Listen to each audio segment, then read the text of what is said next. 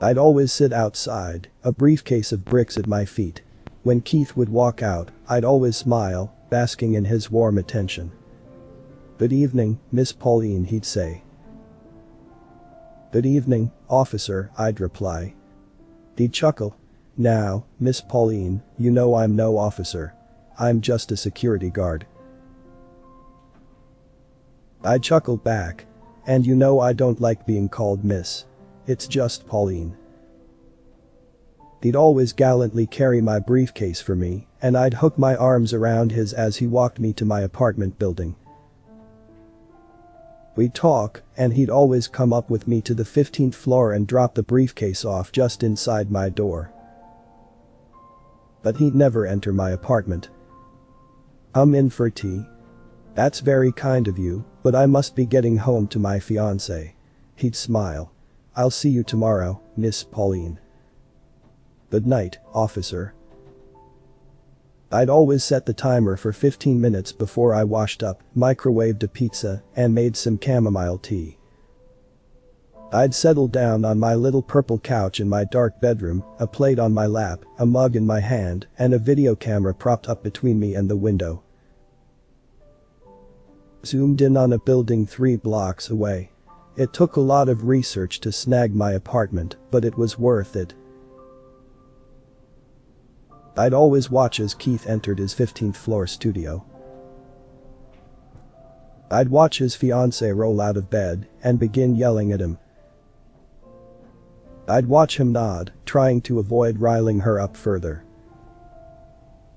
Sometimes she'd slap him, and he'd always take it, never defending himself. I'd always curse her, my blood boiling. He didn't deserve her. He deserved me. I just didn't know how to make him see. I'd watch him cook, serve her, clean up and eat, and I'd wish I was there to help him relax. To massage his tense shoulders. To bring him a cold one. To draw him a warm bath. To ease his stress the way only I could.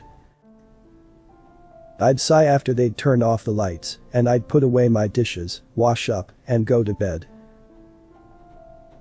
I'd go to work thinking about him, my days on autopilot as I served coffee to men who didn't have an ounce of the class and chivalry Keith did. I'd rush home after my shift, changing into a business casual outfit before grabbing my briefcase of bricks and running back out.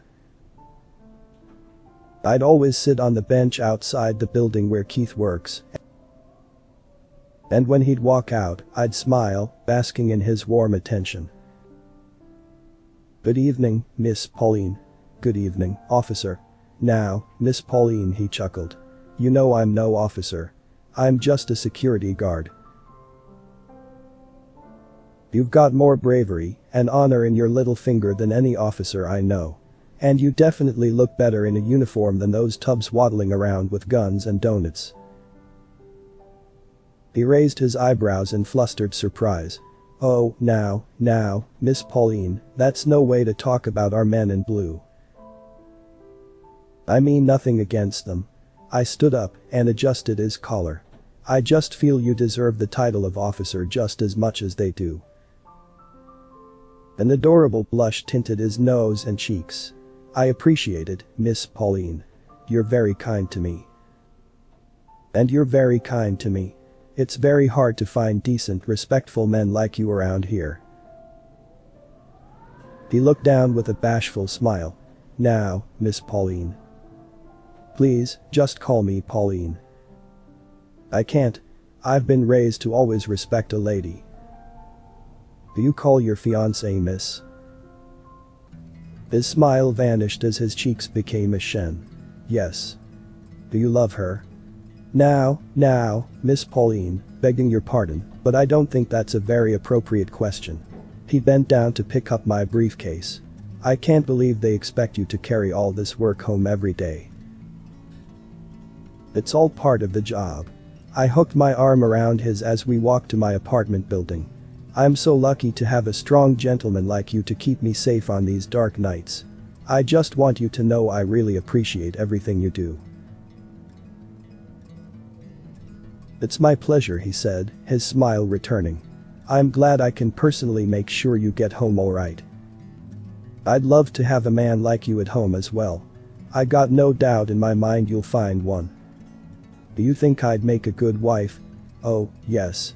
I think you'd make a lucky man very happy. Are you a lucky man? That shouldn't be tolerated, that should be respected. You've got a stable income, you work protecting people, you even help others off hours, like me. You're very caring and considerate. You deserve someone who sees all that, Keith. He turned to me, his beautiful eyes glinting. You called me Keith. I leaned my head against his shoulder. I feel we've talked enough to do without titles. We've become quite close. I enjoy these walks with you. Don't you? Oh, very much so. I'd like them to become more. We made it to my apartment. I want you to stay for tea. That's very kind of you, but I must be getting home to my fiancée. Just a few minutes. Please, Keith. He seemed to enjoy his name on my tongue. Okay, a few minutes. He walked inside for the very first time. You have a beautiful place, Miss Pauline, he said, placing my briefcase on the floor. You like the color green too? It's my favorite, I replied from the kitchen. Have a seat, I'll be right there. I walked out a few minutes later with a tray. Earl Grey and homemade lemon shortbread. Wow, he said, blinking in amazement. That's my favorite tea, and I love lemon shortbread. Oh, really? I giggled as I placed the tray before him. Earl Grey is my favorite too, and I just love baking. We have a lot in common. He reached out and took a bite. These are delicious. Have as many as you like, I said, beaming as I sat beside him. He picked up a cup and saucer and studied them. These look just like my ma said. Oh, really? I found them in a cute little shop and just had to have them. He smiled. You've got wonderful taste. My ma was known for her beautiful china. Does your fiancé have the same taste? I wished I hadn't said that as weariness darkened his expression. I should get going, my fiancé is waiting for me. Oh, at least finish your tea. He took a quick sip and put the cup and saucer down. Thank you, Miss Pauline. You've been very gracious. You didn't drink anything. With a tight smile, he took another sip, spilling some on his shirt. Oh, shoot. Don't worry. I slid closer and dabbed the stain with tissues. Take off your shirt, I can wash it for you real quick. No, it's alright, I can do it at home, he said as he stood up and stumbled away. I'm sorry, I don't mean to be ungrateful, but my fiancé gets worried when I come home late.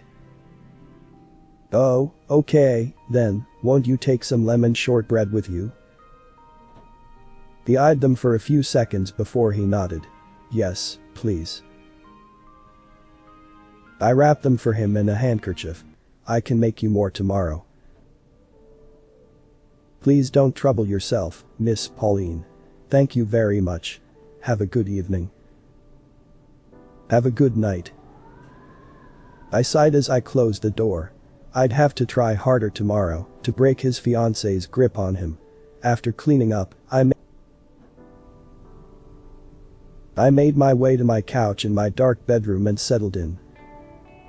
Keith walked through his studio door, and his fiancée bounced out of bed. Keith walked through his studio door, and his fiancée bounced out of bed and ran over, flailing and yelling. I couldn't hear her, but judging from Keith's expression, she was grating and shrill. She paused, jabbing a finger at the tea stain, before dusting shortbread crumbs off his shirt. He tried talking, but she slapped him and shoved him against the wall, her hands roaming his pockets until she found my empty handkerchief. Perhaps tonight was going to be in my favor after all. She'd think he was cheating, break off the engagement, and he'd come running into my arms. I sat up, watching with eager focus, my breath held in anticipation for the moment Keith became mine. She began screaming. Not yelling, screaming. Loud enough for me to hear her 3 blocks away. Keith attempted to console her. He even got down on his knees, which broke my heart. He didn't deserve her. He deserved me. She hit him. She punched him. She scratched him. She was a vicious banshee, and all he did was take it, crying and begging. I wanted to push her out of the window and hug him. Run my fingers through his hair. Tell him everything was going to be alright. Soon. She picked up a lamp, and I covered my mouth with my hands. Maybe I should call the police. She could kill him. I reached for the phone, but I stopped when she threw the lamp across the room, its shards skittering. She paused, her shoulders heaving as she faced Keith, and he held his hands out to her in apology. For a moment, I was afraid she'd forgive him, ruining everything. Instead, she flung herself to the floor, and I gasped as she began punching herself in the face, screaming for help. Keith ran over to her in a panic, trying to stop her. He didn't know what she was doing, but I did. And it was disgusting. My friend suffered under the thumb of an abusive husband for years, and no one believed her until he took her life. Now this ungrateful bitch had the audacity to ruin an innocent man's reputation and tarnish every true victim's account just to punish Keith. She wasn't going to get away with it. I pressed the record button. I considered calling the police as well, but a vindictive part of me enjoyed watching her pummel herself. No matter what she did, I had proof Keith was innocent. She was a petty, controlling, repulsive fool for taking a man like Keith for granted. And her loss was my gain. Her blotchy face was twisted in ugly sobs, blood pouring from her nose as she bashed her face against the floor. Keith kept trying to hold her, but she thrashed and kicked, her screams for help causing heads to pop out of neighboring windows. Keith's door burst open, and a man pounced on him and dragged him away, crushing him against the floor. A woman ran in afterwards, tending to the deceitful fiancé with horrified disbelief at the damage she'd incurred. I could see Keith speaking, but the man pinning him down was yelling at him as he twisted his arm back. I could imagine the insults he was spewing. If Keith was guilty, he deserved so much more. But he wasn't. And now was my time to shine. Police showed up, cuffing my man and dragging him away, while the EMTs took care of his scheming fiancé. That was when I made a copy of the video and went down to the station. I gave them my statement as a witness, but unlike the others, I had the truth on tape. I told them I heard a commotion and just had to record the injustice. I handed everything over and went back home, certain Keith was going to be released tonight and that he would rush right over with infinite gratitude. I stayed up that night, waiting for him. Waiting for his arms to wrap around me. For his lips to find mine. For our love to flourish where it belonged. There was a knock at midnight, and my heart fluttered as I ran up, a robe draped over my laciest lingerie, my trembling hands adjusting my hair, before opening the door. A sharp pain exploded from my face, and I staggered back, stars bursting before my eyes. My hands flew up to my gush nose, tears streaming down my face as I stumbled away from Keith's fiancée. Fury radiated off her as she swung another fist at me, sending me crashing on top of my coffee table, breaking it. Gasping, I tried to get up, my heart stuttering as I tripped on my open robe. Taking advantage of my stumble, she stomped down on me, and I screamed as her heel punctured my side. Wrestling me flat on the floor, she held my head steady by the hair as she sent one punch after the other to my face. My teeth tumbled into my mouth, and agonized moans gurgled from my throat as I tried to fight her off. She was strong. Much stronger than me. She was also fueled by rage. Amidst her frenzied punching, she lost her balance, and I took the chance to wrench my head free, a fistful of hair remaining in her grip as I squirmed away. While calling out for help, I scrambled up and made a mad dash to my bedroom. The blinding light flooded my vision as my skull rattled, and I crumpled to the floor, my ears ringing. She flipped me on my back, and my heart ricocheted between my ribs as she battered me with my polished stone ashtray. Not a word escaped her mouth, only animalistic growls as froth foamed at the corners. I continued to scream and sob, trying to shield myself with my arms, as my bones cracked with every tears and blood. I could see the inhuman brutality emanating from her wild eyes. She wanted me dead. I exposed her ugly truth and she wanted me dead.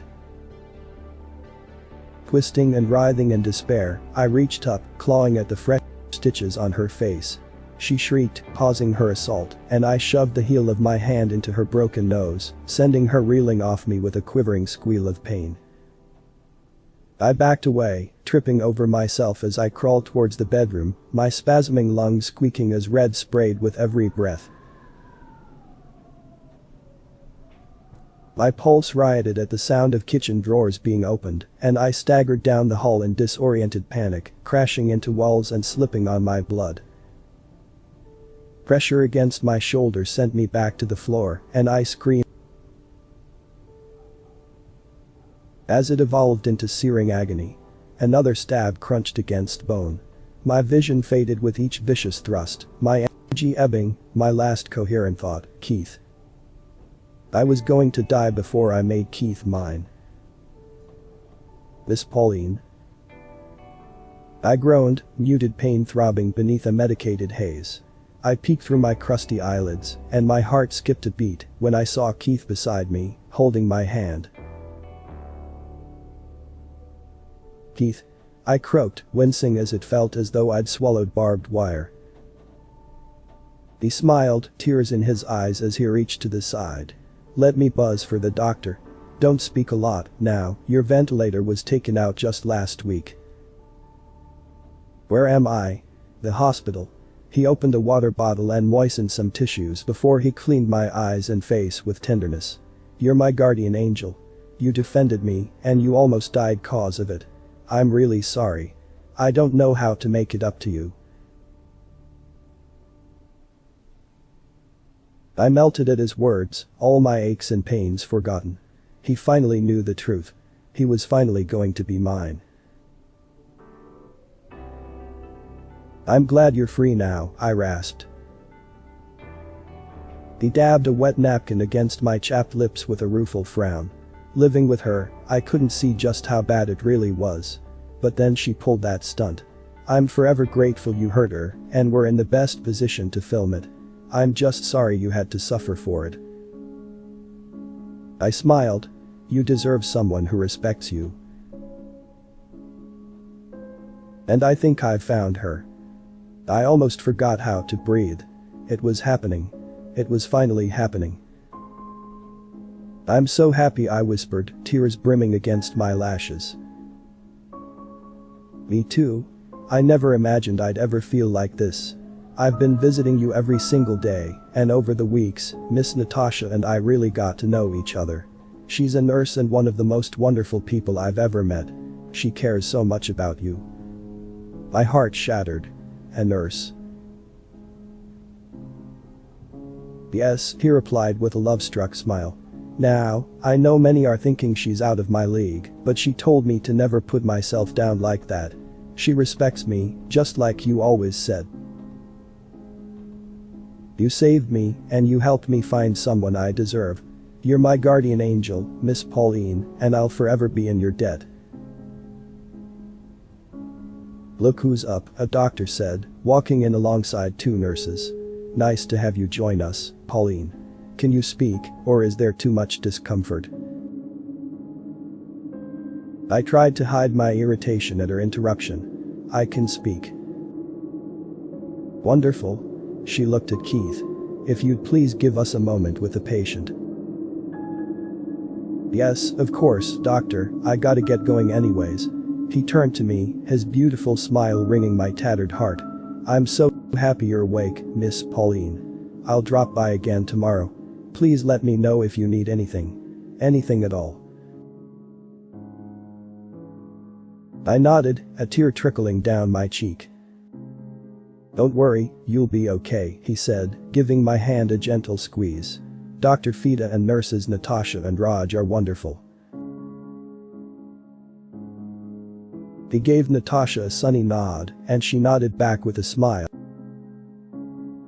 Before he left the room, the doctor and 2 nurses approached me, talking and testing, but all I could hear was my blood roiling, and all I could feel was my heart aching as I glared at Natasha.